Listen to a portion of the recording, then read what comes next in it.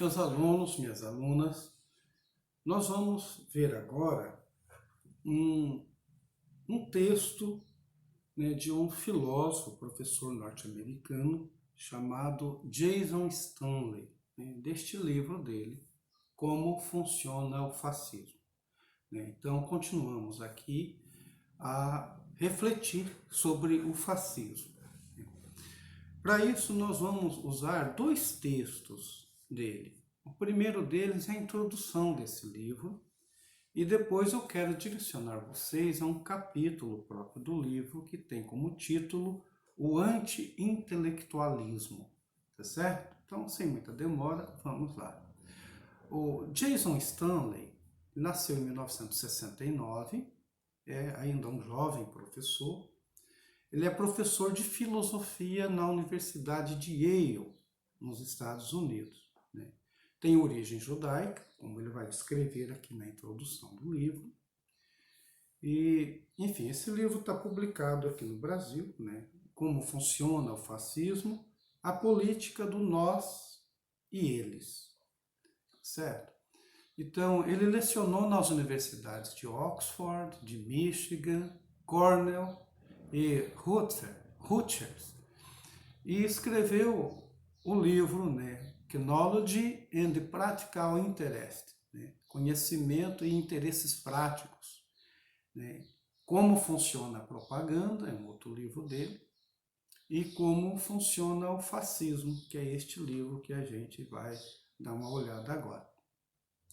Então, na primeira parte aqui, nós vamos falar da introdução, e aí ele vai conjugar aqui a questão do fascismo, apresentar o livro e também dar aqui algumas pistas de sua família, né, dele mesmo e assim por diante.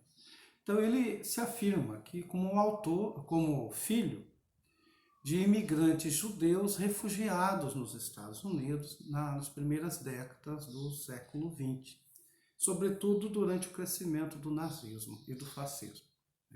Os pais deles eram de origem judaica, então eles são refugiados políticos, né? Obviamente, sendo assim, né, como todo intelectual que teve uma perseguição, eles vão assim dispensar um bom tempo da sua intelectualidade, né, contra essas ideologias. Então, viveram os horrores do antissemitismo na Europa Ocidental e Oriental, os pais deles.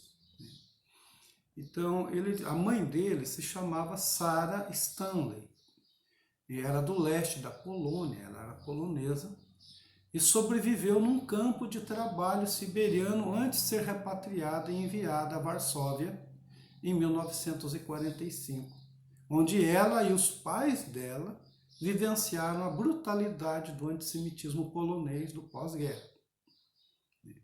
A avó dela, a mãe de sua mãe, né, chamava-se Ilse Stanley, ou seja, a mãe do pai, né, chamava-se Ilse Stanley, que é uma personagem importante nesse livro. Né, no final ele reconhece que é um escrito desta avó que faz com que, assim, animou, com que ele deu ânimo para que ele escrevesse esse livro. Né. Então, ela fala das memórias da década de 1930 em Berlim, né, narrada no livro dela chamado aqui Memória Dolorosa, né, Unforgotten, ou seja, é uma memória dolorosa. A avó escreveu esse livro, né, e narrava assim, muitas coisas da época. Né, ou seja, era uma espécie de intelectual, a avó dele, que percebia já muito antes de muita gente as contradições do regime. E o pai dele se chamava Manfred Stanley, né, que tinha vivido, né, o episódio da Noite dos Cristais, né, Kristallnacht. O que é essa Noite dos Cristais?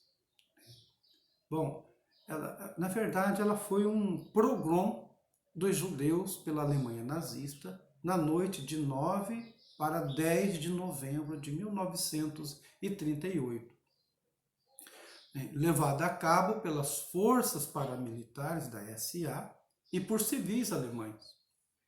seja, assim, é uma perseguição que você tem contra os judeus, sobretudo os comerciantes.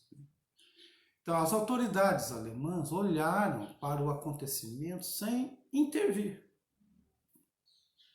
O nome Kristallnacht, ou Kristallnacht, né, deve-se aos milhões de pedaços de vidros partidos que encheram as ruas depois das janelas das lojas, edifícios e sinagogas judaicas terem sido partidas. Ou seja, foi um ataque popular, né, aos estabelecimentos dos judeus, né, sejam lojas, edifícios, né, e sinagoga.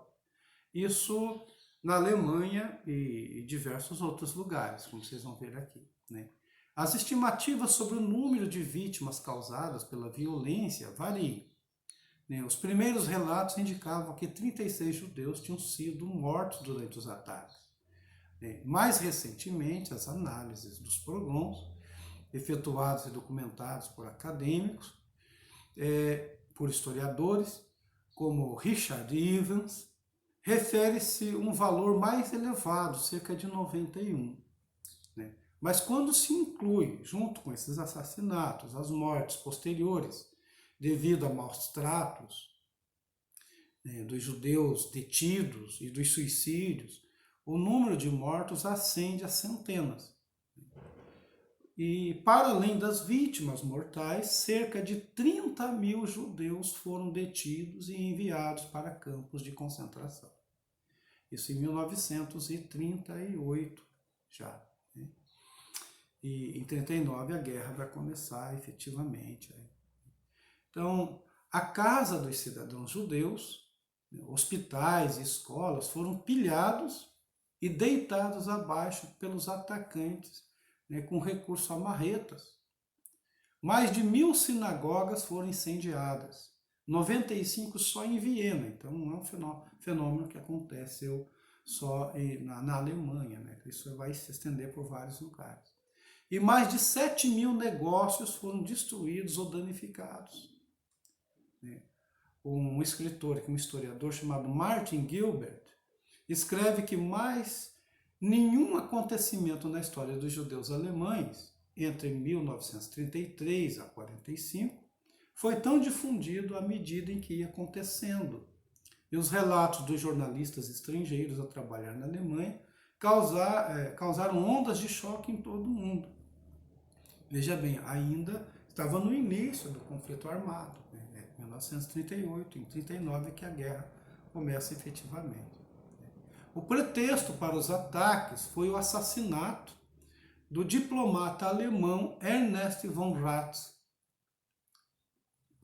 supostamente por um polaco judeu, nascido na Alemanha, chamado Herschel Grindstein, que passou a viver em Paris depois disso. Então, à Noite de Cristal, seguiram-se perseguições econômicas e políticas aos judeus, vistas pelos historiadores como uma parte da mais abrangente política racial da Alemanha nazista, e o início da solução final e do Holocausto. Então, essa Noite dos Cristais foi um episódio praticamente de inauguração de perseguição assim violenta realmente aos judeus.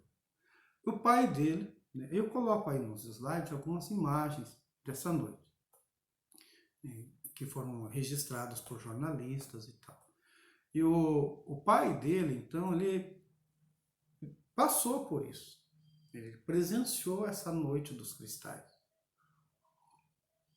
Aí na introdução, prosseguindo, ele diz que o pai velho depois, já casado com outra mulher, possivelmente uma negra, pelo que dá para entender aqui, a madrasta dele, que ele agradece muito, com quem ele aprende bastante sobre a questão racial nos Estados Unidos. O pai, antes de morrer, ele pede para voltar à Normandia, lá às praias da Normandia, aquela região francesa, onde as tropas norte-americanas desembarcaram, as tropas dos aliados desembarcaram.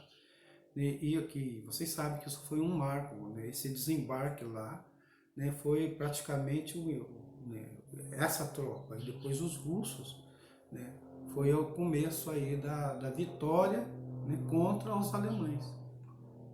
Então, a ida do pai às praias da Normandia, o pai queria ver ali, né, o local onde os soldados americanos botaram os pés, né, e isso representou a libertação, né, contra a tirania nazista. Enfim, então, o local onde jovens soldados americanos perderam a vida contra o fascismo. Né. A família comemorava, diz ele, a família comemorava e honrava esse legado americano. Né. Ela era grata, né, por esse sacrifício de soldados americanos que fizeram a libertação, né, do mundo, de uma certa forma, da ideologia nazista e fascista. Né. Isso concretamente expressa na guerra. Mas só que ele lembra aqui que os pais, né, sempre fizeram uma ressalva, né, e também sabiam que o heroísmo americano e as ideias americanas de liberdade nunca foram uma coisa só. Né? Que esse fato dos Estados Unidos terem entrado na guerra contra uma tirania, né, que tinha por característica principal a eliminação étnica, isso não apaga, né, dos Estados Unidos também alguns ideais fascistas, que vocês vão perceber aqui que no capítulo que o fascismo renasce nos Estados Unidos, está lá presente no atual momento. Esse livro é recente, então ele vai falar aqui do Donald Trump e de várias personalidades que estão na política norte-americana hoje. Então, um exemplo disso, ele vai nos remeter aqui ao aviador norte-americano, né, o seu pai da aviação norte-americana, Charles Lindbergh, né, que era tratado como um herói, porque foi o primeiro que conseguiu atravessar ali, fazer um voo transatlântico com um avião, o primeiro voo, assim, de longa distância. Né. Então ele passou a ser, ele era o pioneiro da aviação estadunidense, que morreu em 1974. Ele fez o primeiro voo solitário transatlântico, sem escalas, em avião, isso em 1927. Então ele era tido como um herói norte-americano. Isso antes da Segunda Guerra Mundial. Então ele significava a celebração desta nova tecnologia que é o avião, né, que depois só foi crescendo e hoje, né, se tornou uma tecnologia imprescindível, né, de velocidade, de encontro, de viagens, enfim, de turismo, assim. E também, né, pelo uso bélico, né, que já feito na Primeira Guerra Mundial, enfim. Então, esse piloto, ele apostou sua fama e a posição de herói num papel de destaque no movimento American First, ou seja, América em primeiro lugar. O que foi esse movimento? Aqui ele já está dando uma pista. Esse movimento American First, né, opunha-se à entrada dos Estados Unidos na guerra contra a Alemanha fascista. Então, para esse movimento, os Estados Unidos não teriam entrado na guerra para combater o Hitler e nem o Mussolini, porque o movimento era pró-fascista. Então, a faceta pública do sentimento pró-fascista dos Estados Unidos naquela época era este movimento. E o aviador pertencia a esse movimento. Então, o American First, né, refere-se a uma política externa nos Estados Unidos que enfatiza o nacionalismo americano, né, o nacionalismo econômico e o unilateralismo, né, na rejeição de políticas internacionalistas. Ele diz aqui, é a atual política oficial da administração do presidente Trump. O Trump fez toda a sua campanha, né, fazendo menções aqui a este movimento, né, o American First. Então, a política assim, centralizadora em questões nacionais E então ele vai mostrar assim como que esse governo atual nos Estados Unidos, ele tem assim facetas fascistas, né?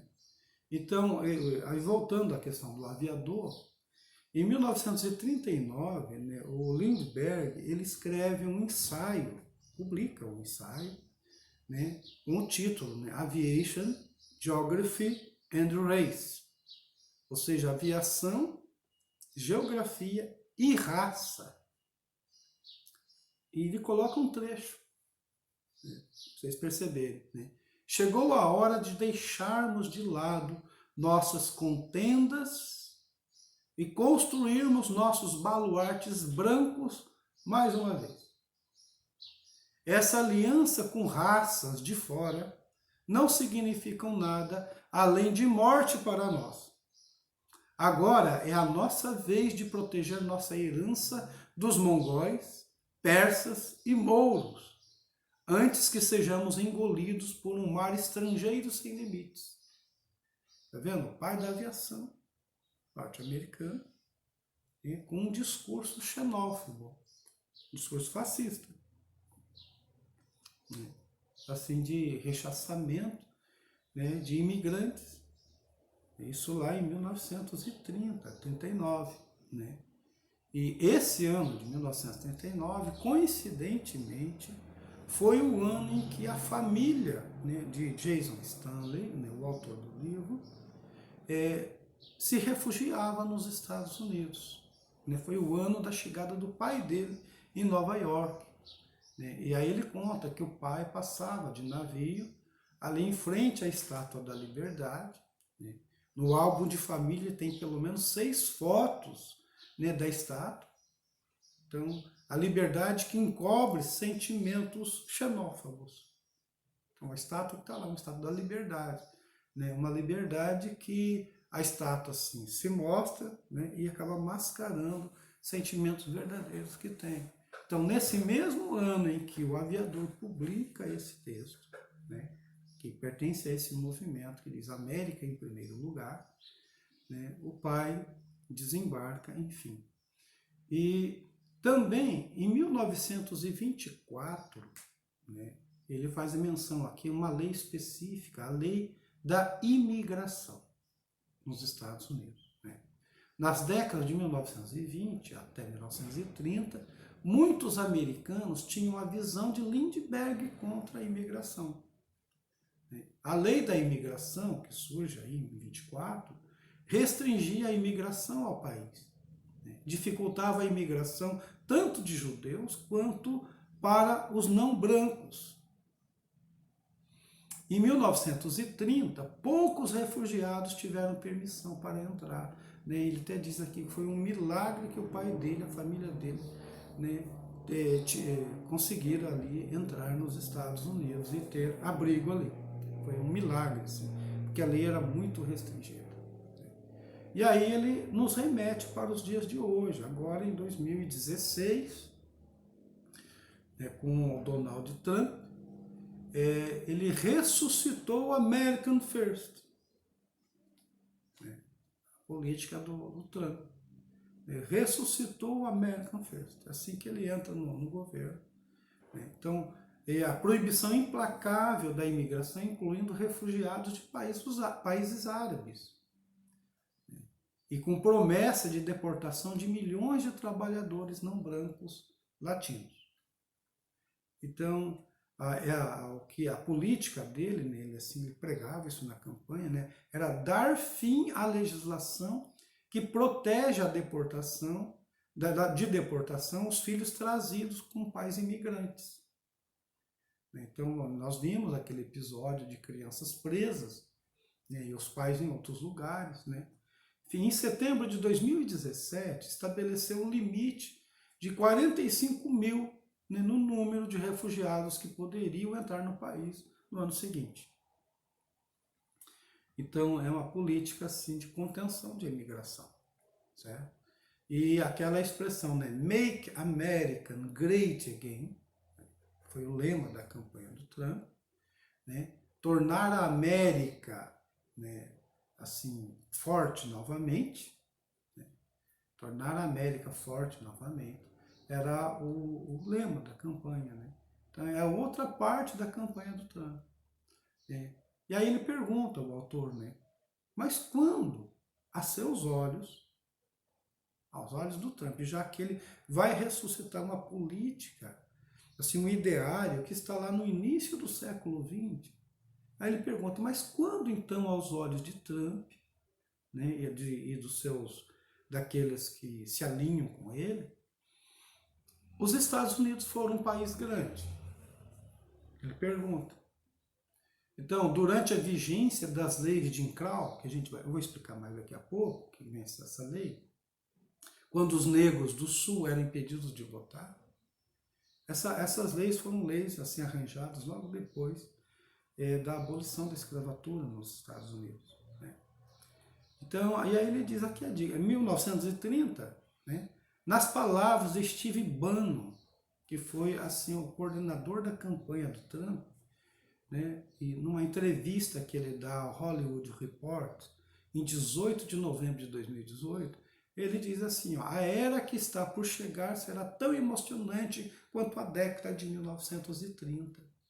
E justamente a década, o ano aqui, né, que foi assim a época em que os Estados Unidos mais nutriam simpatia pelo fascismo. Então, ele está chamando a atenção aqui como o fascismo está crescendo nos Estados Unidos. Né?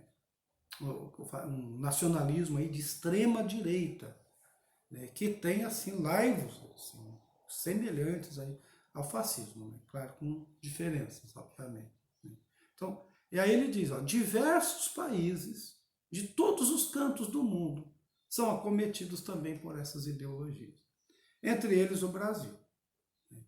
Mas ele cita aqui a Rússia do Vladimir Putin, né? A Hungria, a Polônia, atualmente agora, nos nossos dias, hoje, né? A Índia, a Turquia, né? E obviamente os Estados Unidos. São muitos países, os governos que assumiram lá são governos de extrema direita, ou que caminham para uma extrema direita, e vocês vão ver no capítulo aqui sobre o anti-intelectualismo, ataques frontais a universidades, a ideias liberais, né? Enfim, assim, o que eles chamam de ideologias assim, ultraliberais, né? Eles são contra isso, né? Fazendo ataques mesmo às universidades. Né? Enfim, então a tarefa de generalizar em torno de tal fenômeno, ele reconhece, é problemática. Porque o contexto de cada país é sempre único. Mas ele diz o seguinte, no caso aqui, para o livro, é necessário fazer uma generalização. Por quê? Porque o fenômeno que ele está em mira aqui é o fascismo. Como é que funciona o fascismo?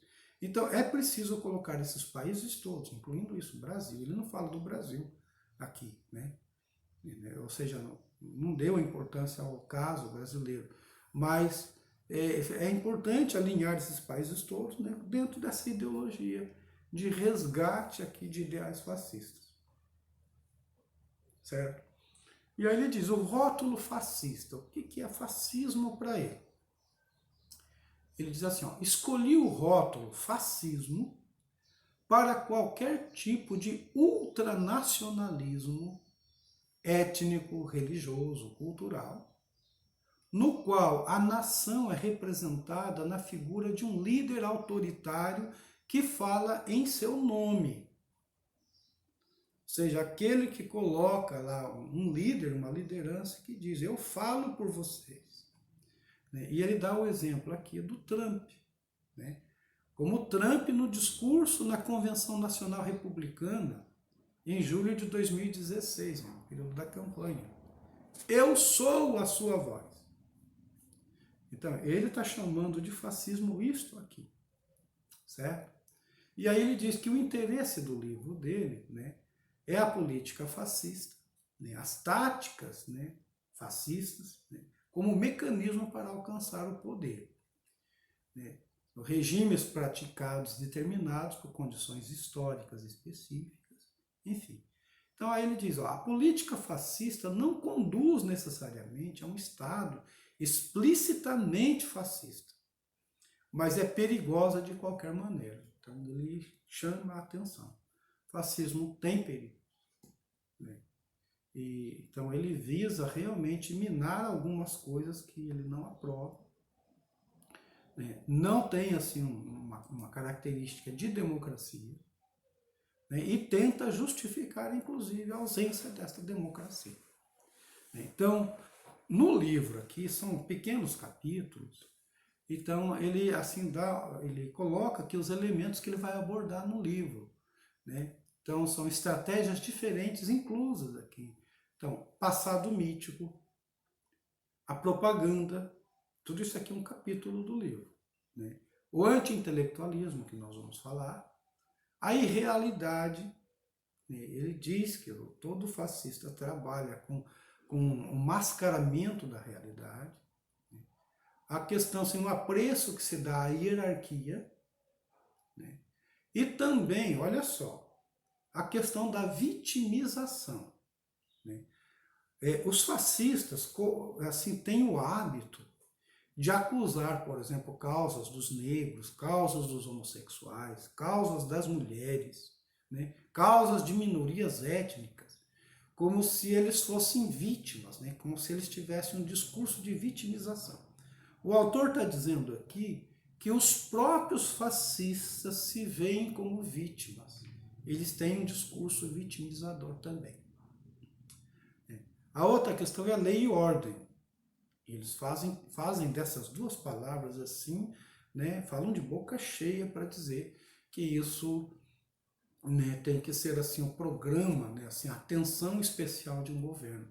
Meter ordem no mundo, né, e colocar a lei para funcionar, né, e que a lei seja mais rigorosa, enfim. O outro fato que ele vai colocar aqui, um capítulo do livro aqui, é sobre a ansiedade sexual.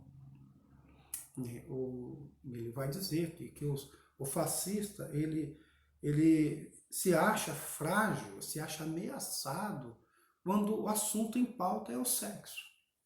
Então ele tem que atacar, por exemplo, né, e nós vamos falar disso aqui também no anti-intelectualismo, ele tem que atacar as pessoas que nas universidades trabalham com as questões de gênero.